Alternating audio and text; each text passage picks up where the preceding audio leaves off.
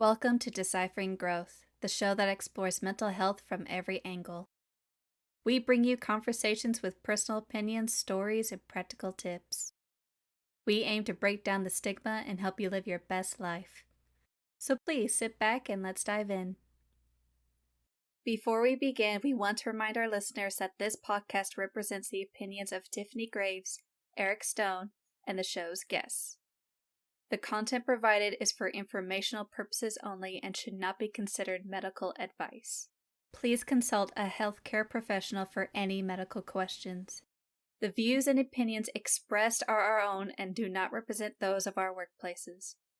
Listening, reading, emailing, or interacting on social media with our content does not establish a doctor-patient relationship.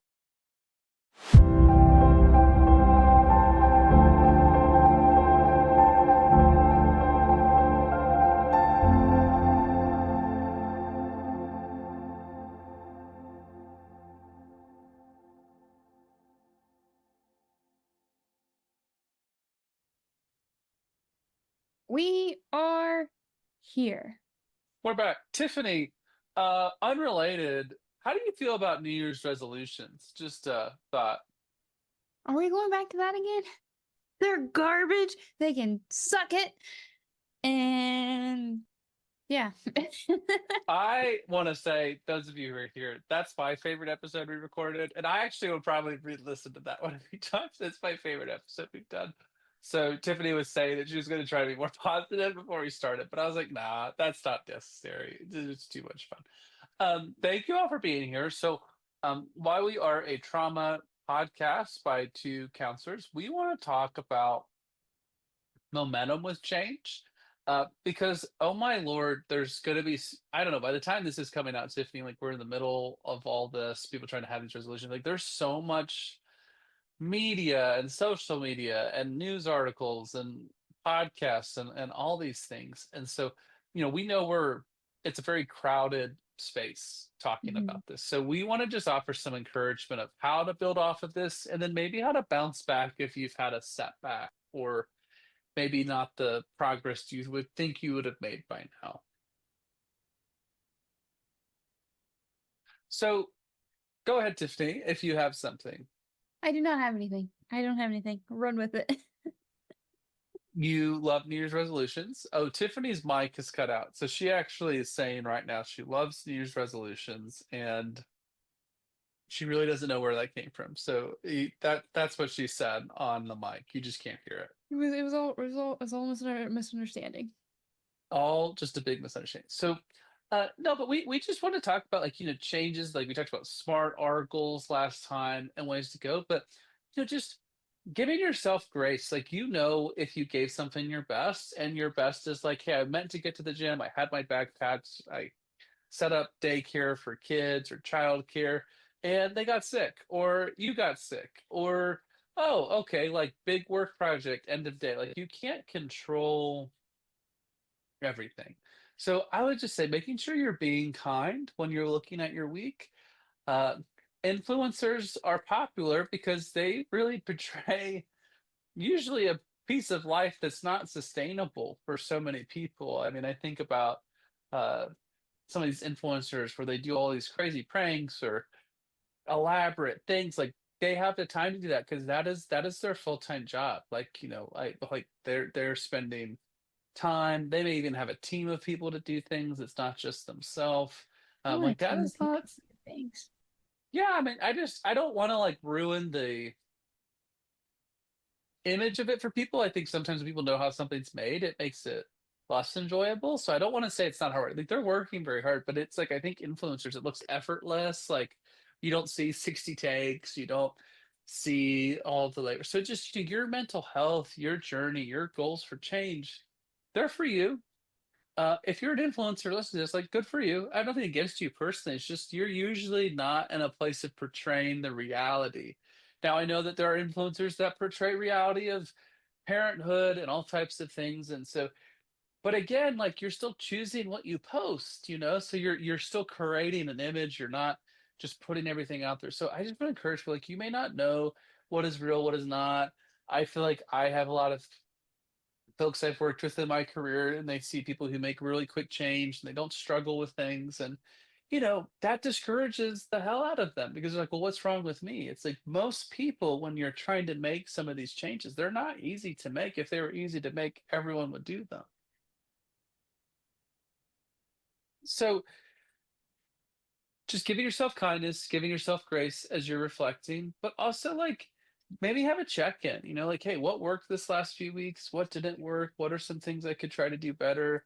Building some kind of check in with yourself of how are you making some momentum. But Tiffany, if you were trying to support someone and you had advice for them of how could they keep their progress going, their momentum going for change, is there anything you'd add to this discussion? Wait, what capacity are we supporting these people? This is you as a counselor slash person just giving advice to someone trying to make change for keeping the change going, momentum, or bouncing back from a hardship. Hmm. Treat yourself like you would treat your best friend. That would be my tip.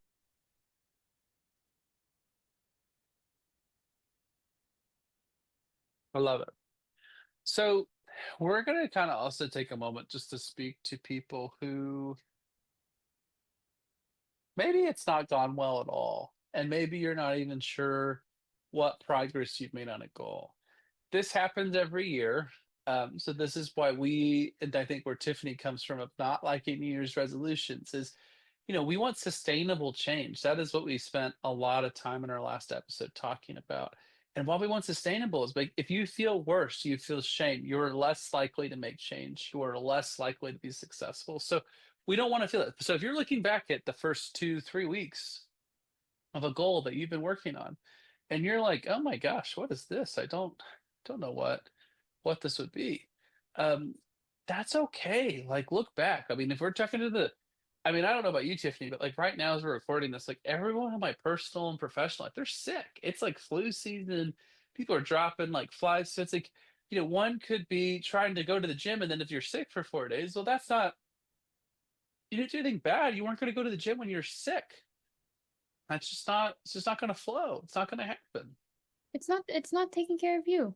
It's you are uh essentially when you don't stop and take care of yourself, you are unintentionally or intentionally engaging in avoidance of your own well-being. And if you're doing avoidance of your own well-being, your well-being will get worse. So that's not too hard to figure out. But it's so much easier to martyr ourselves than it is to take care of ourselves sometimes. Now, some folks are like, oh no. But really, like it's easier to take care of the people and make that your identity. Like, I don't know, have you met the folks that like take pride in their lack of sleep? Like, oh, I sleep 40 minutes, or oh, I never sleep. I stayed up all night. Like it's like a badge of honor, and it's like, listen, if you're in the trenches of something, I fully respect that. But it's like, why are we glorifying the strut? Like it's like, whoa, like sleep is so important. It literally heals your body, it connects memories, it consolidates things, it helps you not get sick. I mean, I am on my soapbox for sleep. We all need sleep. Sleep is going to help with so many things: stress, Mhm. anxiety, heart disease. I mean, there's probably lots more, but I'm going to speak on what I feel comfortable speaking on. Oh, I mean, it's a valid soapbox to be on. It's one that like I get on all the time where I talk about sleep is important. Like the other thing is you create a downward wind spiral for yourself if you like cut out your sleep. Lack of sleep increases and intensifies like any and all mental health symptoms. So if you're like cutting out sleep, you're increasing your symptoms, which then makes you like more tired, more avoidant during the day, more stressed, more cortisol, more like I feel icky, and we just keep spiraling down that way, and it can be not fun to claw back from. Yeah, Sleep is we essential, just, guys. Sleep is it essential. is. And it's just, I mean, maybe I'm shaming someone right now that their goal was to sleep better, and I feel kind of bad. So maybe you're in that spot. uh, just take a small steps forward. Like, I mean, if you shoot to sleep better or you shoot to, have more movement, those things are not going to serve you poorly if you take a step forward with that, or you make some step in understanding what's blocking you.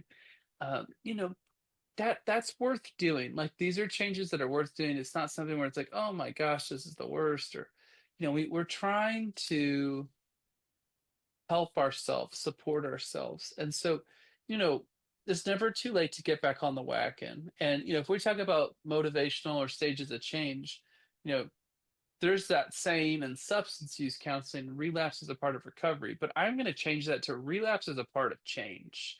Like, if your stress response is to eat too much food or shop, like, you're going to slip up with that. And that's how you learn. Oh, wow. Okay. I was good. But then I got 90 Black Friday emails and then it just kept the idea in my head. Or, that's how we grow. That's how we understand. So just use those setbacks to grow. You don't have to start over in the very beginning. It's not like a new save in a video game. It's just going back to a checkpoint. Honestly, it's like, okay, Mm-hmm. well, I know that one didn't work out, so let me do it this way. Yeah. I felt really proud of that, Tiffany. As a nerd certified person, I feel like you should appreciate that I was I able to do. bring that I to do video really games and a appreciate it. checkpoint. My I brain was was really like, trying. I love it. I'm just It teasing. reminds me, I don't know if you've ever, okay, you probably not, but let me not assume. But there are wonderful videos. I say wonderful. Some people might not think they're wonderful videos of Elden Ring and Dark Souls little car bots. And Ooh. it's just like them running and trying to attack something and dying. Them running, trying to attack something and dying. Them running, spawning, running and dying. And that's what it reminds me of. And it's like 1,000 ways to like not succeed. I mean, it takes that sometimes. Those kind of Mhm. falling forward, just not knowing what to do. And that's okay. Like, I just don't think we discuss failure enough, honestly. And Mhm. like, that a failure is a positive thing. I mean, I don't know. Like, I mean, that's not to go too far off here, but like, when like we have failures and treatments or types of treatments, like, it's not a bad thing. It helps us find what we're looking for. I think it can feel very discouraging if someone has tried 6, 7, 8 different types of things and that's not worked, and 6, 7, 8 medications and that's not maybe gotten them more like that. That I'm sure feels it, but we're trying to find the right solve for the issue or the challenge. So sometimes it does take a little bit. There's just so many different things that impact the human mind. We don't fully understand Mhm. everything. It's a big yawn for me. Gosh. So I just think we have to be patient with ourselves and give ourselves permission of like, okay, how do we meaningfully give grace, but also approach some of this? And so I think sometimes, maybe if you're looking at this as a person who's not maybe made progress on a goal, maybe the goal's too big. Like, maybe it's, I want to be a better father. Like, that's a great goal. I have nothing against that goal, but like, what does that look like? Like, what does that mean? How do you measure that? I want to be a better dad. Like, do you schedule more time with your child? Do you take time for yourself to be calmer in different situations? Like, like, how are you measuring that? Mhm. Those are the things I'd maybe encourage. But I don't know, Tiffany. I think you and I have the privilege of sitting with so many people trying to change something and then seeing how it plays out. Yeah.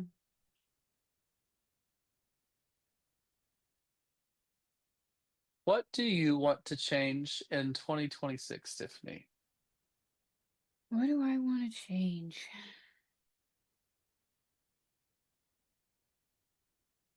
People treating their mental health like a productivity checklist. How do you help those people?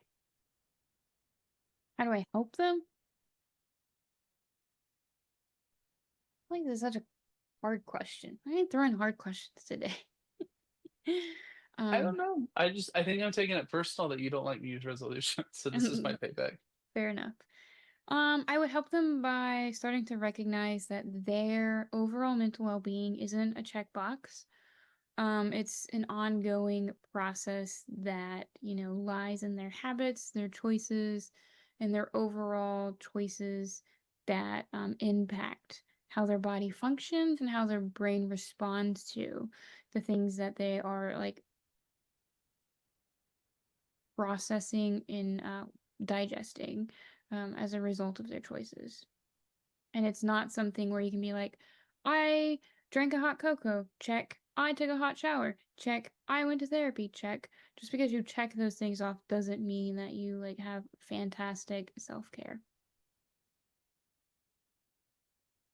It's a good answer. Yeah.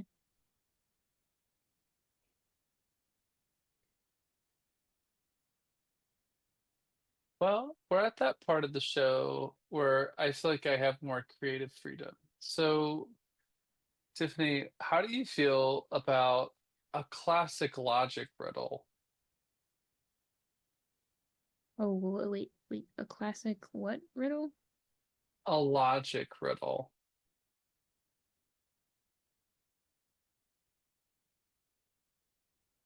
I don't know. Nothing is coming to mind, which makes me curious if like I've ever heard a logic riddle. Well, here, Logic? I have one for you. Oh no.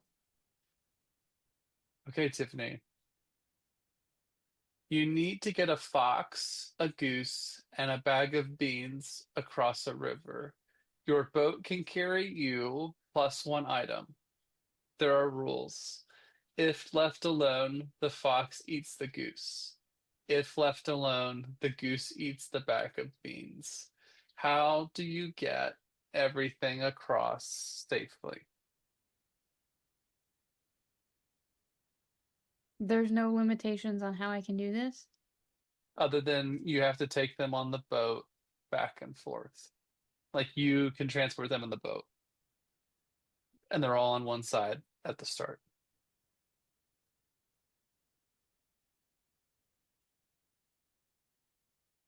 So like my thought is can you only take one at a time? One at a time. One at a time.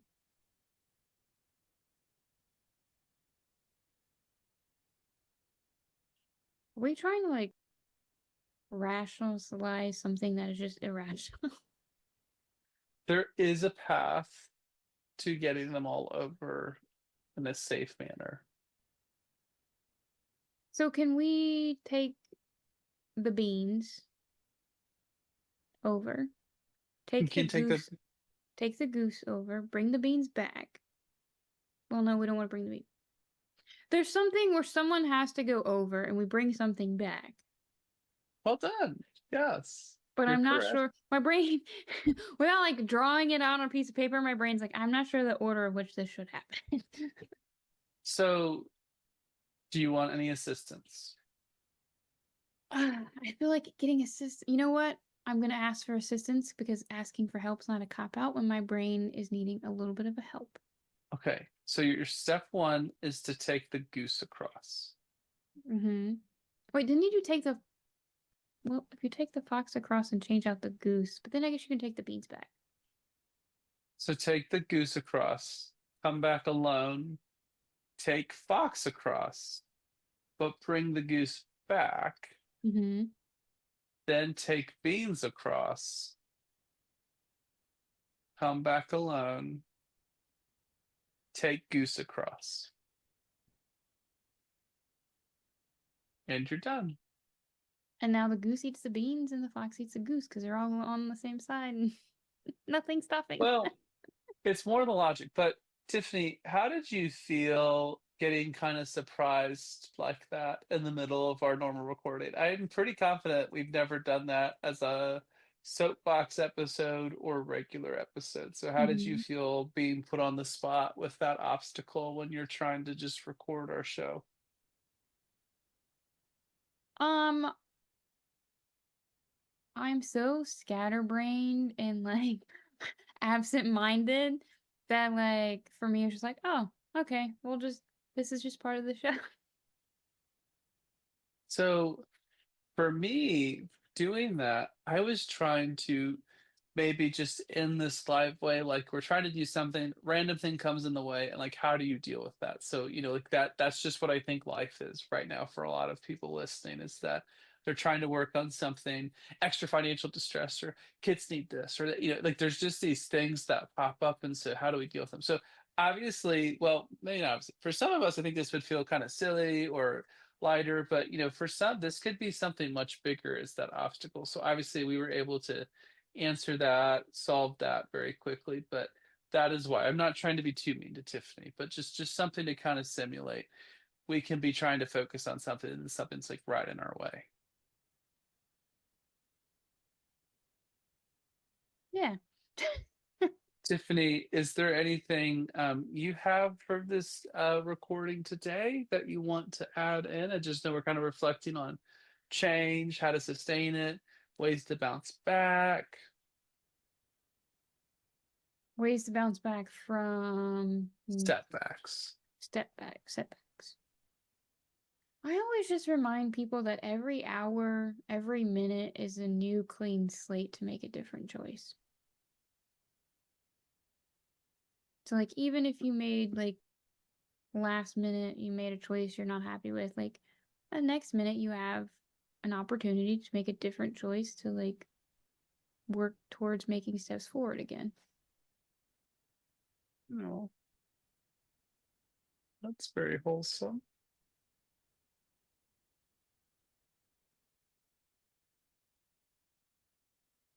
Well, that's all I have. I hope that if folks are listening and you're trying to hang in and figure out what's next, just keep up. Don't give up just yet.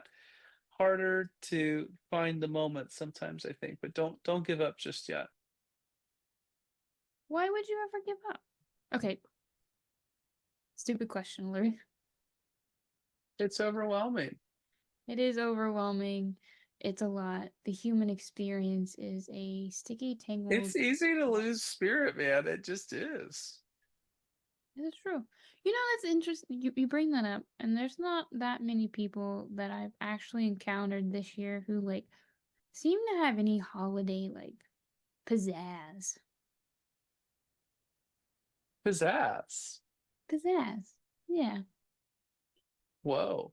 Cheer just seems too what's the word? Assummative. I don't want to assume people. I don't want to assume or force people to feel like they have to feel cheerful. So I use pizzazz. Okay. Pizzazz. We need more holiday pizzazz. I'm not saying we need it. I'm just saying I've noticed there's been a lack of it this year. Well, I think people are just, there's a lot to be worried about right now. Like, I kind of get that. This is true. Yeah. Just thinking about all the crazy things that we've talked about, all the hard things that are happening at the end of the year. I guess the biggest thing, like to the people that are listening, to the people that need to hear it, is just making sure you're taking care of yourself. Like treating yourself. I know I said this earlier. I'm gonna like repeat myself. I'm gonna beat the dead horse. But like treating yourself as you would treat a friend, and like being self-compassionate and recognizing that like it's okay to slow down and only focus on like the basic things you need to feel like you're surviving the day to day. I'm just realizing, like, we really don't like horses here. But that's really all I was going to add to that. But I also like the wisdom you're saying. Maybe I changed it up. Maybe we're gonna beat the dead chicken. I don't know if that works the same way. How would you? Ooh.